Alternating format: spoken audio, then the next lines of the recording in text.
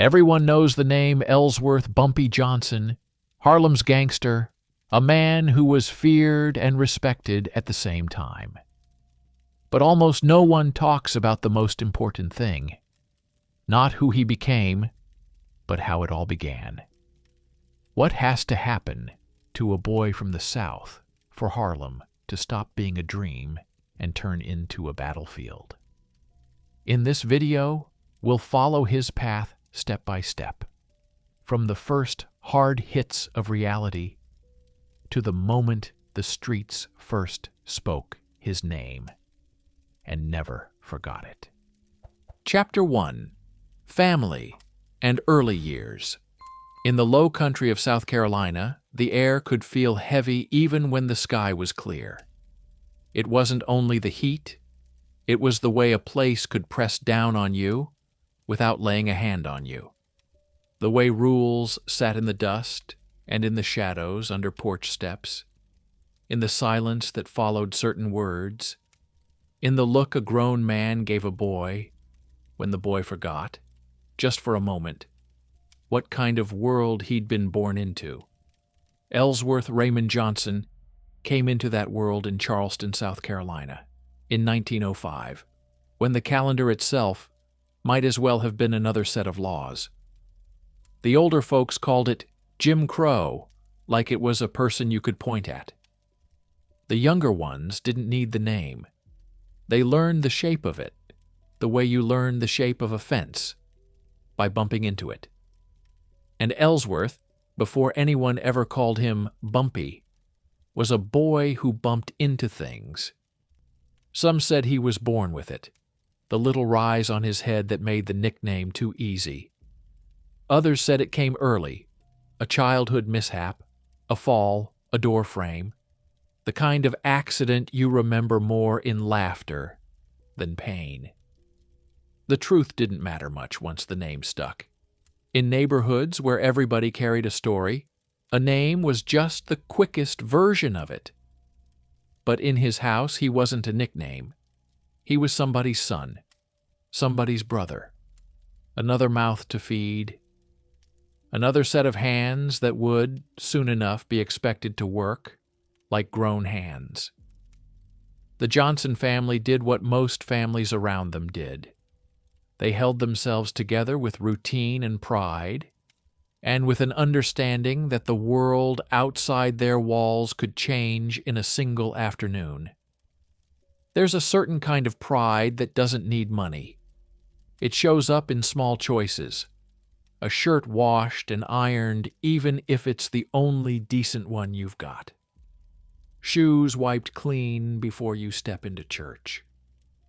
A child corrected sharply, not because the parent is cruel, but because softness can get you hurt. In Ellsworth's early years, that pride lived in the way the adults spoke about what was right and what wasn't, even when right and wrong didn't line up with what was allowed. In Charleston, black families built whole lives in the spaces they were permitted to occupy, and then built more in the spaces no one could really police. The spaces inside the home, inside the church, inside a child's imagination. Music slipped out of windows on warm nights. Stories traveled from porch to porch like a second kind of mail. If you didn't have much, you still had your people. And that counted for something. It counted for everything. Ellsworth grew up watching men who could measure a situation without speaking. Men who knew when to lower their eyes and when not to. Women who carried households on their backs like it was nothing. Who knew every remedy and every rumor. Who could stretch food and stretch patience, but never stretched the truth when it mattered. Children learned early how to move in groups and how to move alone, how to be loud where it was safe and quiet where it wasn't. And even as a boy, Ellsworth had the kind of mind that noted details. A boot print in wet earth, a shift in tone, the fact that a smile could be a warning, the fact that a man's hands told you more than his mouth. He learned to watch faces, to read them fast, because in that place, you didn't always get a second chance to understand what was happening. He wasn't born a criminal. He wasn't born a hero either. He was born into pressure. Pressure made some people disappear into themselves. Pressure made other people hard. Ellsworth, from the stories that survived him, had a streak of hard in him early. Teachers and neighbors might have called it trouble. His family might have called it spirit. In a different life, in a different country, they might have called it leadership. But in South Carolina in the early 1900s, leadership was a risky quality for a black boy to show too openly. The world had a way of punishing the ones who stood too straight. Still, he stood. He had sharp cheekbones even then, and a kind of focus that could look like disrespect to the wrong person. He asked questions. Not always out loud. Sometimes it was worse than that. He asked them with his eyes. He watched how a white man could stride down a street like he owned the air. He watched how a black man could shrink a little without meaning to. He watched how the law moved when it wanted to move, and how it stayed still when it didn't. He watched, and he remembered. The family did what it could to steer him. In a house where discipline was love, there were firm words and firmer consequences. There were older relatives who tried to shape him with stories about men who had survived by being smart, not loud, by knowing when to move and when to wait. Your life, an older voice would tell him, is not something you spend cheap. But a boy doesn't always feel time the way adults do. A boy feels insult like it's an emergency.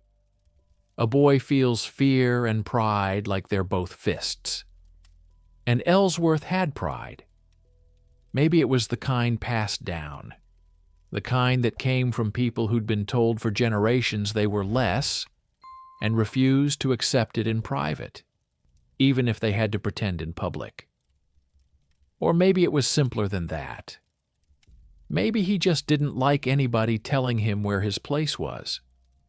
On certain evenings when the day's work was done and the street cooled a little, there was talk on porches. Talk about who'd found a job. Talk about who'd lost one. Talk about who was leaving. The North started to appear in these conversations like a far-off country. New York, Philadelphia, Chicago. Names that sounded like opportunity and danger in the same breath. Men came back from railroad work with money in their pockets and stories in their mouths. Some stories were true. Some grew with each retelling. But they all carried the same message. There were places where a black man could earn more, where the streets were crowded enough to hide inside, where you could become somebody new. Ellsworth listened to those stories and felt something wake up. It wasn't greed, not yet. It was possibility. In Charleston, possibility had boundaries you could almost see. In those stories, possibility sounded like it might run all the way to the edge of the map. And at the same time, danger sat right there in the same porch talk, right under the laughter. Because everyone knew. You didn't get to dream too loud in South Carolina without somebody hearing. Ellsworth's family understood this better than he did. They understood how quickly a boy could become a target. They understood how easily a moment could harden into a reputation, and how a reputation could turn into a funeral. So they tried to keep him close. He helped when he was told. He ran errands. He learned which streets were safe at which hours, and which corners you didn't turn unless you had to. He learned that respect could be a tool, and so could silence. He learned to carry himself in a way that said he wasn't afraid, but also didn't invite trouble from the kind of men who went looking for it. But learning something and accepting it aren't the same. Every so often, something would happen. Small, then bigger. A boy shoved off a sidewalk, a word thrown like a stone. An older man humiliated for no reason other than the world insisting on its order. Those moments were lessons the adults tried to teach quietly. To Ellsworth, they were insults you couldn't wash off. And you could see even then the shape of the man he might become. Someone who would rather take a beating than bow his head. Someone who would rather run into the fire than step aside and watch somebody else burn. That kind of courage looks beautiful in stories. In real life, it gets people killed. The South was full of warnings, spoken and unspoken. The wrong look at the wrong time, the wrong place to stand, the wrong response. It didn't have to be a big crime.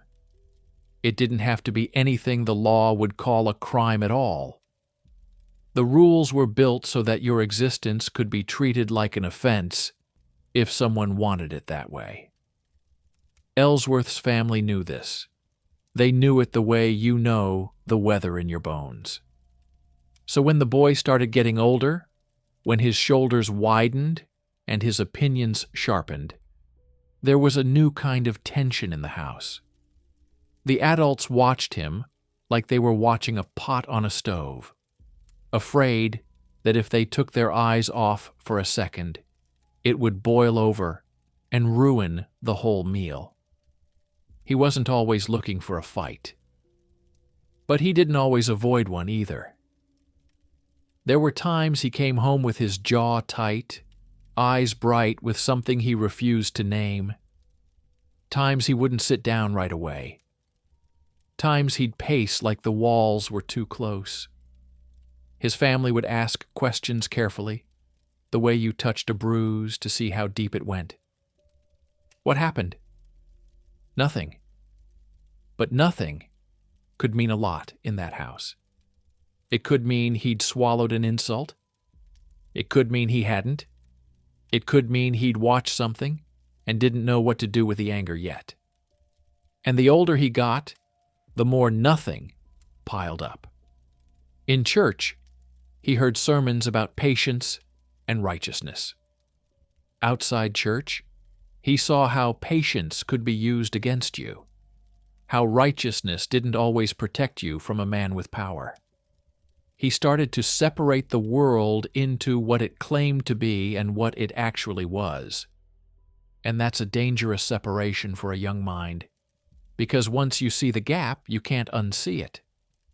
Some boys learned to live inside that gap. Ellsworth looked like the type who might try to close it. There were small joys, too, because life is never only one thing. There was laughter in kitchens. There was music in the distance. There were summer nights when the air smelled like rain and the world seemed, for a moment, like it belonged to everybody equally. There were friends. There were games. There were the first sparks of young ambition, wanting good clothes, wanting to be seen, wanting to matter. But even those joys came with a lesson. The world could take them without warning. And so Ellsworth started to build his own kind of armor, piece by piece. A controlled face, a measured walk, a habit of noticing exits, a habit of keeping his hands ready, not always to fight but to act, to do something, anything. Because in his mind the worst thing wasn't pain, the worst thing was helplessness. In later years, people would argue about what kind of man Bumpy Johnson truly was. They'd tell stories that made him sound like a devil or a saint, depending on what they needed him to be. They'd point to his kindness or his cruelty, his intelligence or his violence, and claim they had the real version. but that came later. In the beginning, he was just a boy learning a brutal truth.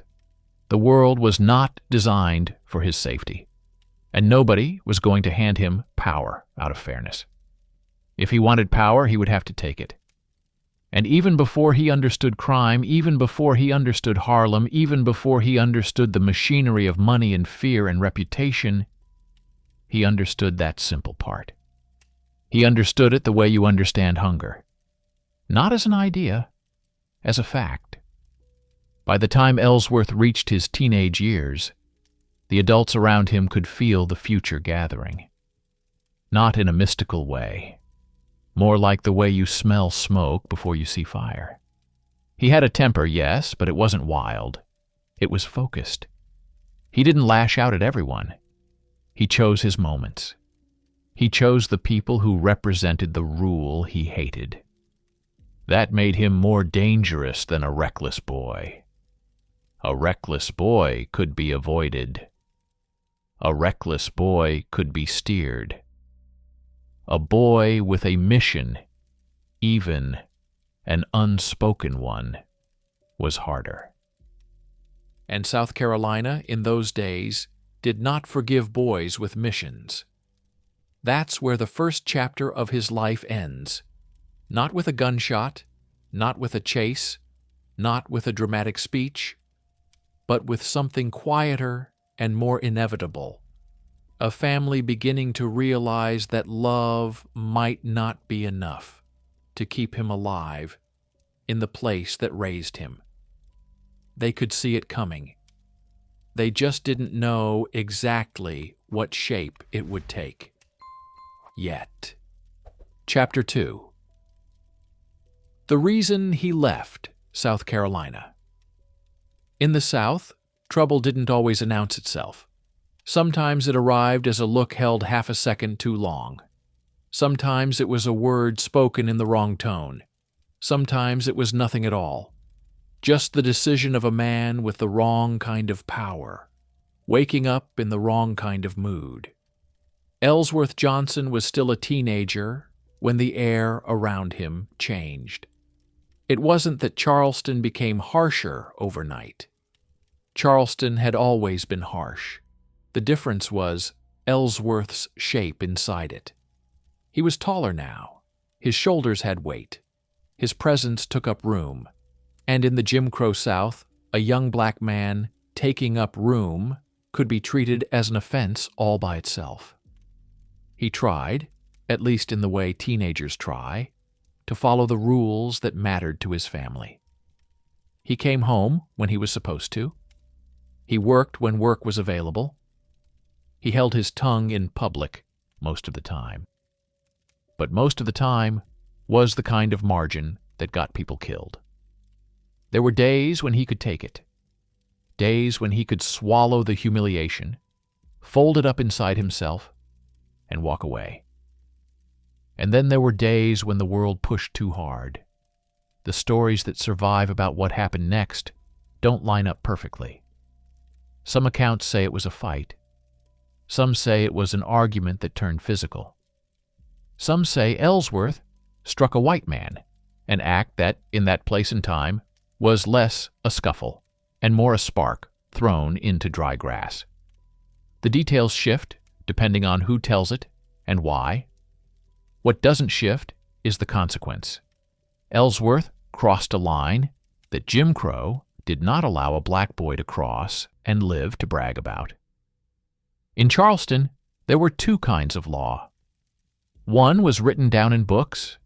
The other was written into the behavior of everybody who wanted to survive. Ellsworth had learned both, but there was a part of him that refused to accept the second one as permanent. That refusal was the beginning of the end. It happened fast, the way disasters often do. One moment, it was just heat and noise, raised voices, a crowd forming like it always did when something interesting might turn ugly. The next moment, the air felt sharpened. People started looking away, not because they weren't curious, but because curiosity could be used against you later. Ellsworth's heart wasn't calm. It wasn't panicked either. It was hot. Hot with the kind of anger that made everything feel simple. And in that simplicity, he did what he'd always seemed built to do. He acted. Whether it was a fist, a shove, a weapon grabbed in desperation, biographies disagree, and the South had a way of exaggerating a black boy's crime the moment it became useful. What mattered wasn't the mechanics. What mattered was that the story traveled instantly, and by the time Ellsworth realized how far it had traveled, it had already grown teeth. A black teenager doesn't need to be guilty in the South to be condemned. He only needs to be named. That night, the Johnson home didn't feel like shelter. It felt like a waiting room. The adults spoke in short sentences. Voices stayed low. Someone kept glancing at the window, at the road, at the corner, where lantern light thinned out and darkness began. Ellsworth sat with his jaw set, the way boys do when they're trying to prove they aren't afraid. But fear wasn't always loud. Sometimes it was the quiet in his chest, when he realized, for the first time, that he had put his entire family in danger with a single moment of pride. His mother, or an older relative, depending on which version you hear, didn't scream at him. That's what makes it stick. Screaming would have been easier. Screaming would have been ordinary. Instead, there was a kind of calm that only comes when people stop arguing with reality. They understood something Ellsworth didn't want to understand yet. The South didn't handle these situations with courtrooms and paperwork. It handled them with crowds. And crowds didn't need evidence. They needed permission. In those days, if word got around that a black boy had raised his hand against a white man, especially in a way that bruised pride, the response could be immediate and final. People disappeared like that. Houses were burned. Families were ruined to make a point that everyone already knew. Ellsworth had been raised on caution, but he had also been raised on the belief that he was a man. Now those two lessons collided, and there was no clean way to put the pieces back together. The family started making decisions, with the speed of people packing for a storm. Clothes gathered. Money counted quietly. Names spoken in code. Not because anyone loved secrets, but because secrets were sometimes the only thing that kept you alive. There was talk of the North again. No longer a dream, now a door. New York. Harlem. A place where a black boy could vanish into a crowd so large it didn't have time to memorize his mistakes. Ellsworth didn't want to run. Not at first. Running felt like admitting the world had the right to chase him. But his family didn't frame it as running. They framed it as survival. And survival was the oldest kind of pride. They told him what every Southern black family understood. You can be brave and still be dead. You can be right and still be buried. If he stayed, he wouldn't just risk his life. He'd risk theirs. And that was the lever that moved him. The morning he left, whether it was the next day or soon after, the timeline blurs. The light looked normal. That's the cruelty of it. The sun rose like it always did. Birds made noise like they didn't know what a human life cost. People went to work. Children ran and laughed. And inside the Johnson family, something broke and reformed into something harder. Ellsworth carried a small bag. He carried a name that suddenly felt too heavy. He carried the knowledge that he was leaving behind the only streets that had ever truly known him, and that those streets might be glad to forget him. Someone, An older figure with tired eyes gave him instructions that sounded like a prayer and a warning at the same time. Don't talk too much. Don't trust easy. Keep your head down when you have to, but never forget who you are. And maybe, most important, if you get to the north, don't waste the chance. Ellsworth listened, but his mind was already moving ahead, already picturing the north the way boys do, half myth, half map. In his imagination, the streets of New York were wide enough to outrun the past. The buildings were tall enough to hide behind. The future was big enough to start over. He didn't know yet that the past is the one thing you can't outrun. You can only trade it for a different kind of danger. As he stepped into the next part of his life, the boy from Charleston wasn't leaving because he wanted adventure. He wasn't leaving because he'd heard jazz or seen bright lights in a magazine. He was leaving because a single moment, whether it was rage or courage, had marked him in a world that loved nothing more than an example. He was leaving because his family chose life over pride and forced him to do the same. And as the distance grew behind him, rail lines, road dust, state lines that didn't erase fear, something else grew inside him too. A lesson. In the South, power wore a badge and carried a rope. If he was going to survive anywhere, really survive, he would need a kind of power that didn't ask permission. Harlem was waiting, and Ellsworth Johnson was on his way there, not as a tourist, not as a dreamer, but as a boy who had learned too early what the world did to people who refused to stay small. Chapter 3. The move to Harlem, New York, didn't greet you. It swallowed you. Ellsworth stepped into the city like a man stepping into weather, something too big to fight, too thick to see through. The air tasted different. Coal smoke and hot metal, street food and wet pavement.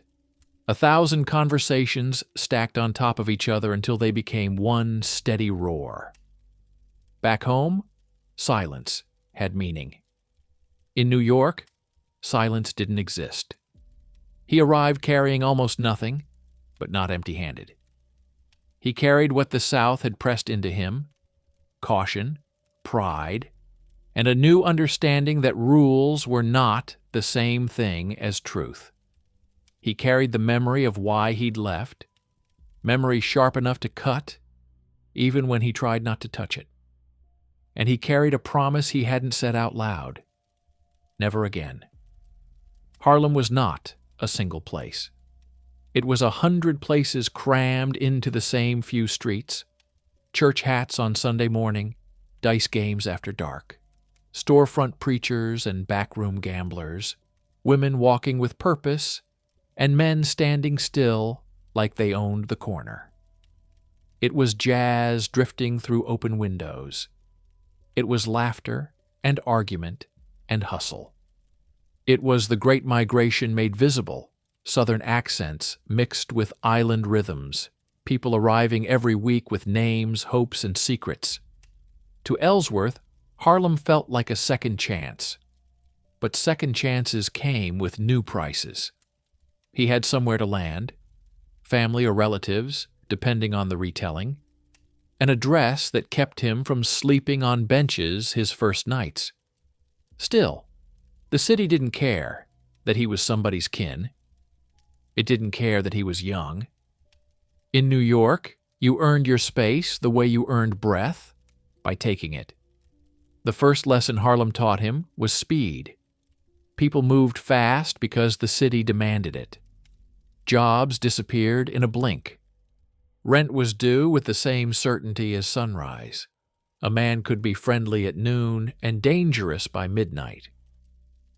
And there were always eyes, some curious, some hungry, some looking for weakness, the way a butcher looks at meat. Ellsworth learned quickly which looks meant what. On his first long walk through the neighborhood, he noticed how the sidewalks held their own geography. Not in maps. Maps didn't show this. But in posture and rhythm. There were blocks where people strolled, letting the day breathe. There were blocks where people kept their hands close and their pace steady. There were corners where even the loudest men lowered their voices, not because anyone ordered them to, but because the street itself had already decided who ruled there. That fascinated him. In the South, power was official. It wore uniforms. It lived behind courthouse steps. In Harlem, power could be unofficial and still absolute. It could be a man with nothing but reputation and the willingness to prove it. This was the first hook that caught him. Not crime, at least not as an idea, not money, not yet, power. The kind you could build with your own hands. The kind that didn't require you to shrink. But Harlem had its own fences, even if they weren't labeled. The police were still the police. Landlords were still landlords.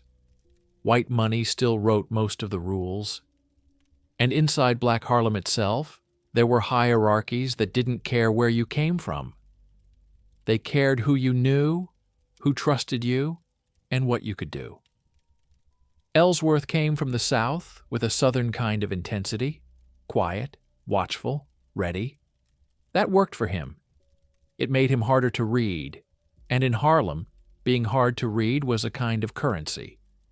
He started small, like everyone did, errands, messages, deliveries that weren't called deliveries, jobs that were just a favor, until you realized favors were how the city kept score. It wasn't glamorous. It wasn't even always illegal. But it was close enough to the edge that he could feel the drop. And he liked that feeling more than he should have.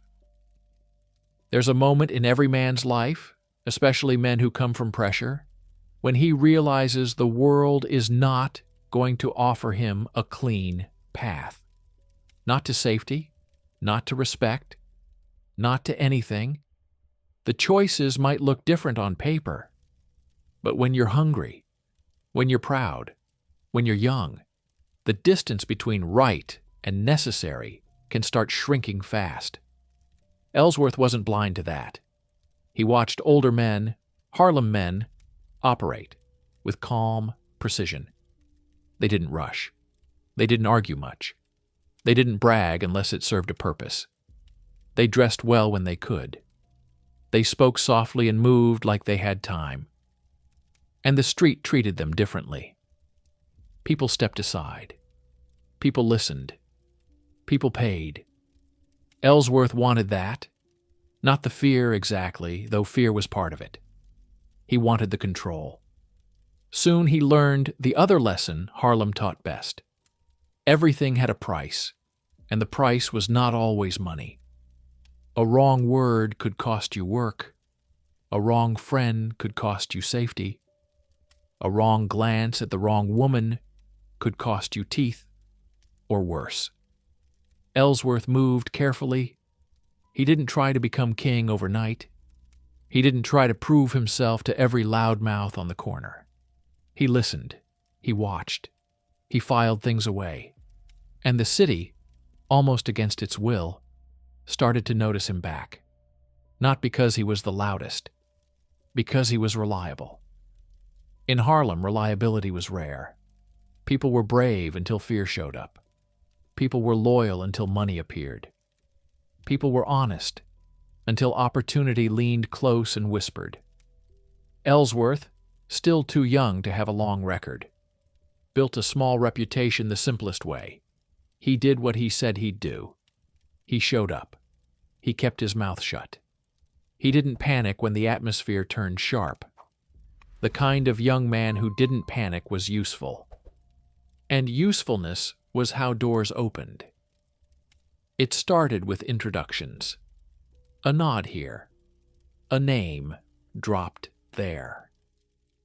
A man telling another man, "That kid's solid."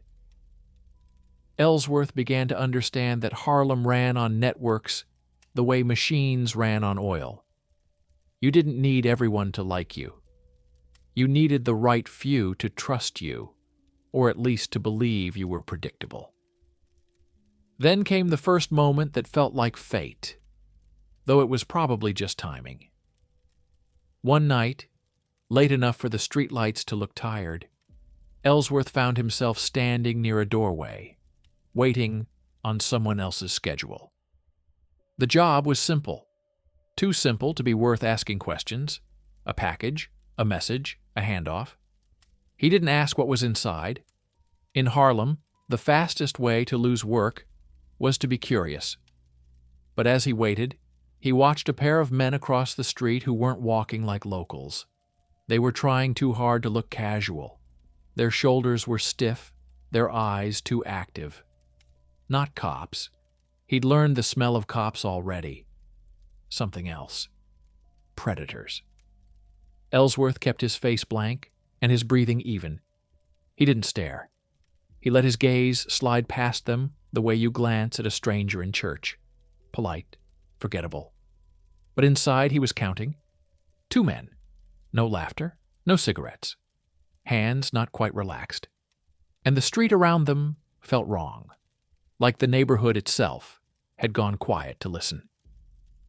A few minutes later, the person Ellsworth was waiting for, a runner, a go-between, a man with quick feet and quicker fear, appeared at the end of the block. He moved fast, head down, not seeing what Ellsworth had seen. Or maybe he saw and hoped it wasn't real. The 2 men shifted at the same time. That's when Ellsworth understood something that had nothing to do with South Carolina and everything to do with his new life. Harlem had its own kind of ambush. And tonight, someone was about to learn the cost of not paying attention. Ellsworth could have stepped back into the doorway and let it happen. That was the smart move if he wanted to stay invisible. That was what most boys would do, what most grown men would do too. But he wasn't most. He wasn't built to watch helplessness unfold in front of him. His family had sent him north to survive. They hadn't sent him north to be small. He adjusted his stance, just slightly, shifted his weight, felt the rough brick at his back, measured the distance to the corner, to the alley mouth, to the nearest lit storefront, where witnesses might be. His mind ran ahead like a train gaining speed. If he warned the runner, he might save him. If he saved him, he might make enemies. If he made enemies, he might prove he belonged. In Harlem, those 3 things were sometimes the same decision.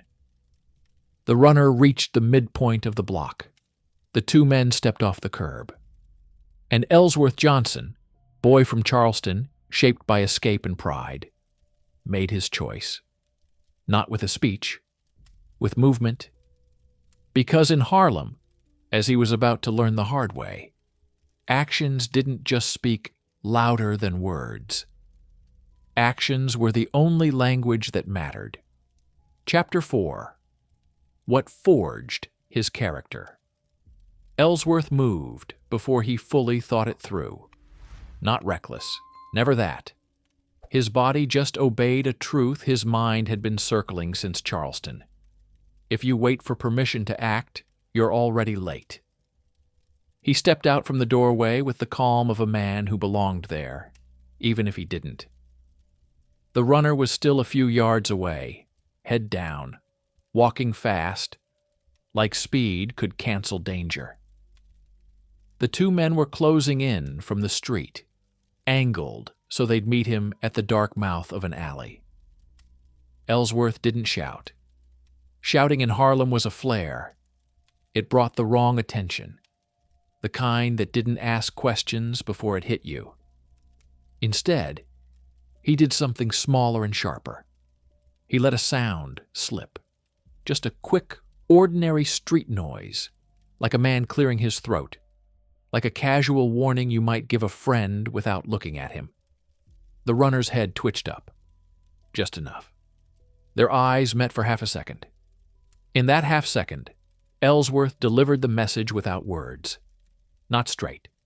Left. Now. The runner hesitated, that fatal half-beat between instinct and doubt. The two men sped up.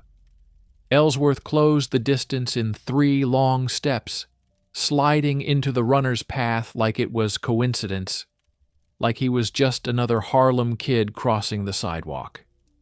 He bumped the runner's shoulder, hard enough to redirect him, not hard enough to look like a shove. "Watch it," Ellsworth muttered, loud enough for anyone listening to think it was just that. Street friction. Nothing more. But the runner caught the meaning. He pivoted left, not into the alley, but toward the light of a storefront, where faces moved behind glass and a clerk stood under a hanging lamp. The two men adjusted. Predators were good at adjusting. One of them peeled off toward Ellsworth. The other shadowed the runner. Now it was a split screen of danger.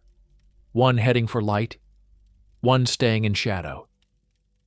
Ellsworth felt the old Southern lesson rise in his throat. Keep your head down. He pushed it back down.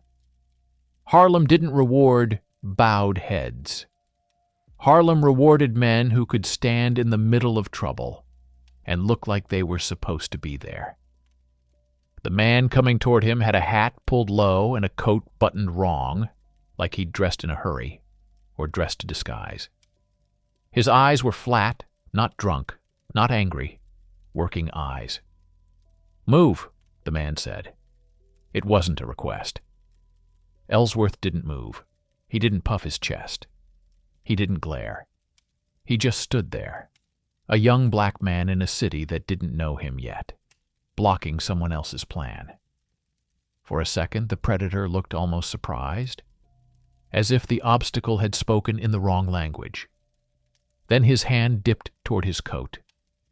Ellsworth had been watching hands since he was a child. He moved on the dip, not after. He stepped in, crashed his forearm into the man's wrist, and felt metal clink against fabric. A gun, small, real. The man swore, not loud, just breathy, like the air had been punched out of him. Ellsworth grabbed the wrist and twisted. Not in a flashy way. In a mean way, the way a boy from a hard place does when he understands he might not get a second chance. The gun didn't fall clean. It snagged for a moment, then dropped and hit the sidewalk with a sound that seemed to pause the street. A couple of heads turned. Not many. In Harlem, you learn to mind your business for the same reason you learn to lock your door, because it kept you alive. But a few heads turned, and sometimes that was enough. The predator lunged. Ellsworth met him with a short punch, quick and compact, the kind that didn't break your knuckles if you hit wrong. He felt the man's breath pop out, felt the body fold slightly. Then a second shadow was on him, because the other predator had abandoned the runner and come back when things didn't go as planned. 2-on-1. This was where boys became stories, or became corpses. Ellsworth backed toward the doorway he'd come from, not retreating so much as repositioning, keeping Brick at his back to narrow the angles.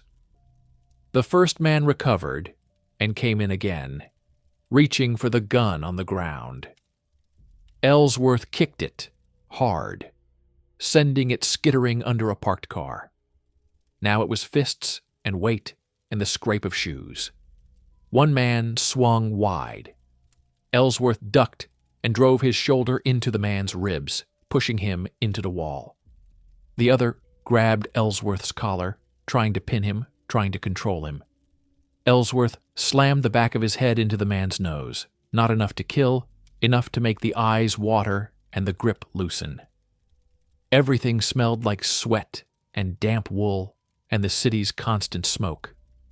Then came the sound that changed the temperature of the block. A whistle.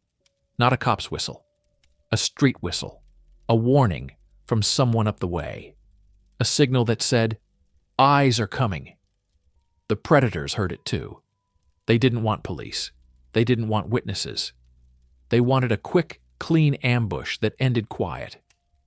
Harlem had its own rules, but one rule matched the South. Trouble became expensive when it drew attention.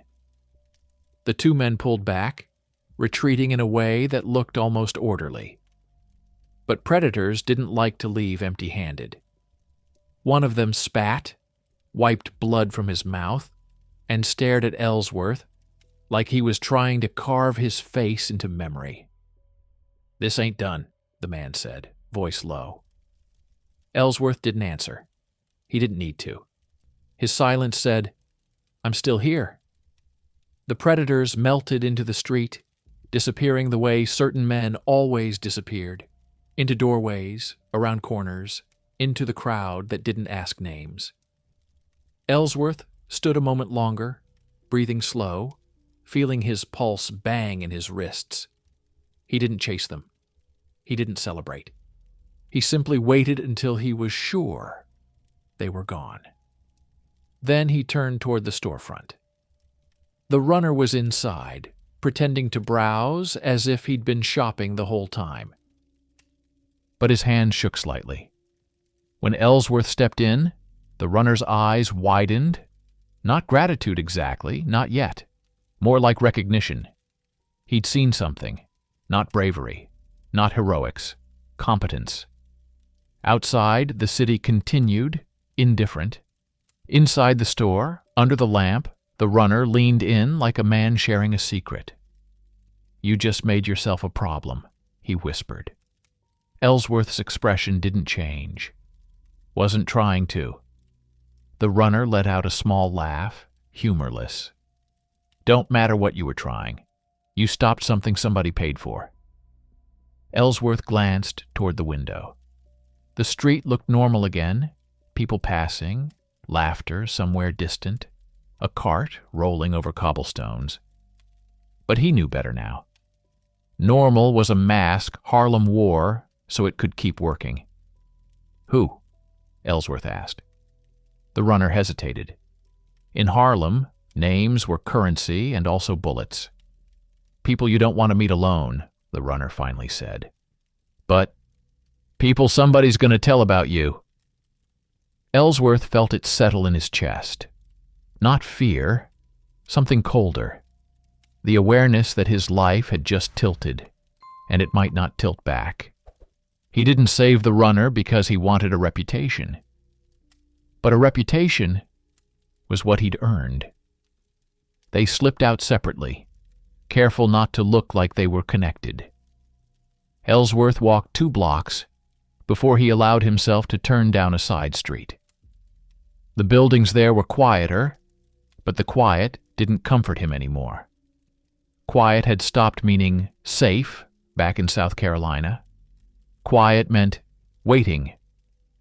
That night, in whatever room he was sleeping in, family's place, borrowed space, a corner of someone's life, Ellsworth lay awake and listened to Harlem through the walls, music, somewhere far off, footsteps in the hallway, a laugh that sounded like it was hiding something sharp. He replayed the scene over and over, not because he was proud, but because he was learning. Learning the same way he'd always learned, by dissecting danger. He realized what had really happened. It wasn't just that he'd survived a street moment. It was that he'd made a choice that defined him. He'd stepped into a situation he could have avoided. He'd done it because helplessness disgusted him. He'd done it because the South had taught him what happens when you let powerful men act without consequence. And Harlem, in one quick night, taught him the next lesson. When you interfere with power, power remembers. The next day, the runner found him again, because in Harlem, messages came to you whether you asked for them or not. Ellsworth saw him first, hovering at the edge of a crowd, like a man pretending he had nowhere to be. When Ellsworth approached, the runner spoke fast. "Somebody wants to talk to you." Ellsworth didn't ask who right away. He watched the runner's face, the way his eyes wouldn't settle. Fear lived there. "What for?" The runner swallowed. "You did a thing. People noticed." Ellsworth almost smiled. Almost. But there was no joy in it. "Noticed for good," Ellsworth said. "Or noticed for bad?" The runner hesitated again. "In Harlem, it's the same noticing." They walked, not together but in sequence, like two men who didn't want to be seen as a pair. Down streets that changed character from block to block, past churches and clubs and stoops full of watchers, past kids playing in ways that looked innocent, until you realized one of them was always on lookout. Ellsworth could feel eyes on him, real or imagined, it didn't matter. He'd learned long ago that imagined eyes could make you just as careful. They stopped near a building that looked like 100 others. Nothing fancy.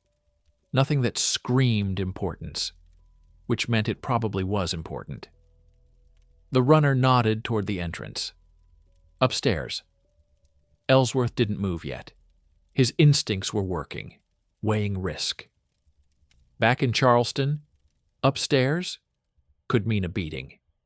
It could mean disappearance. In Harlem, it could mean an opportunity that came with teeth. He thought about his family sending him north, about the unspoken deal, live. He thought about the two predators' faces, how controlled they'd been, how professional.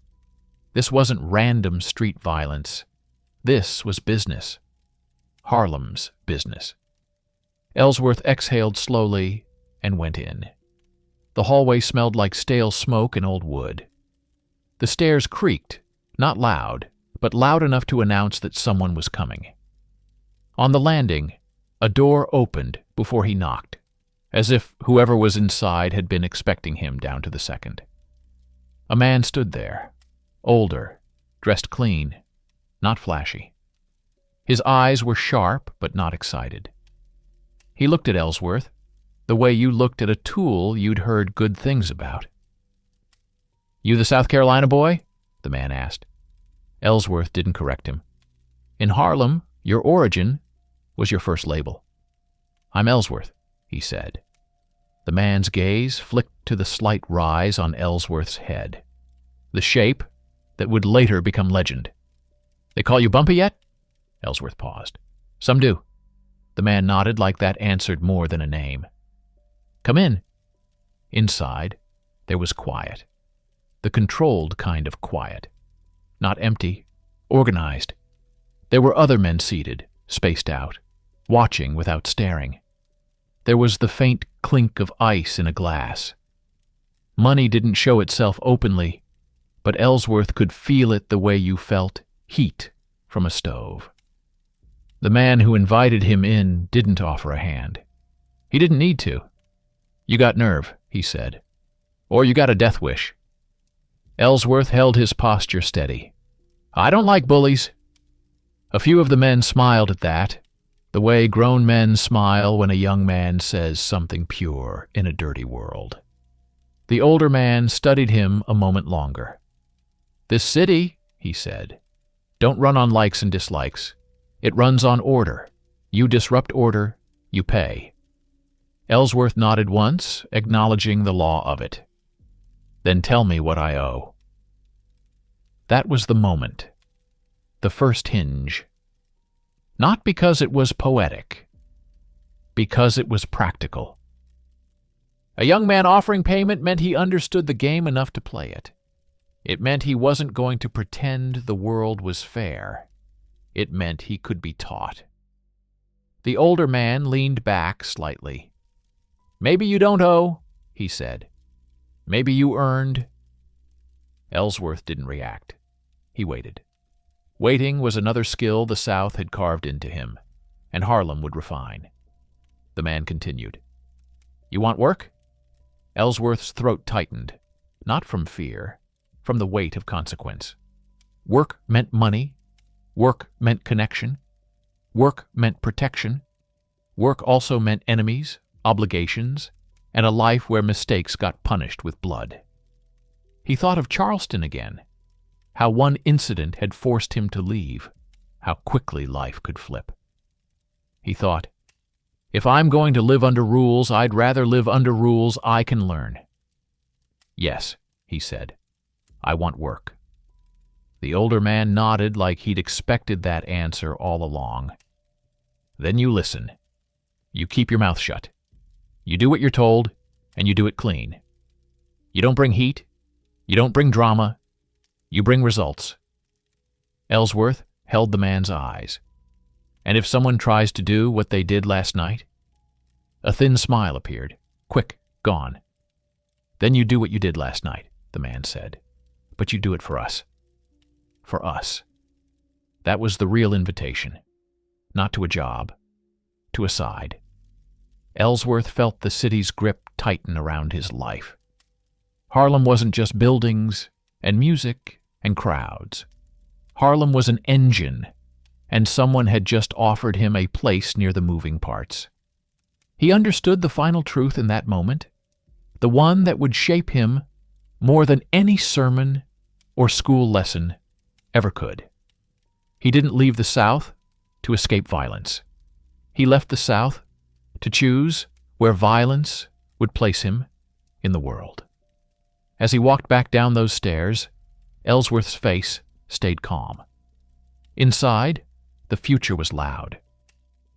He could feel the line forming, straight and unforgiving, between the boy he'd been in Charleston and the man Harlem was beginning to carve out of him. He didn't know the names yet, the bigger players, the older bosses, the systems behind the corner men.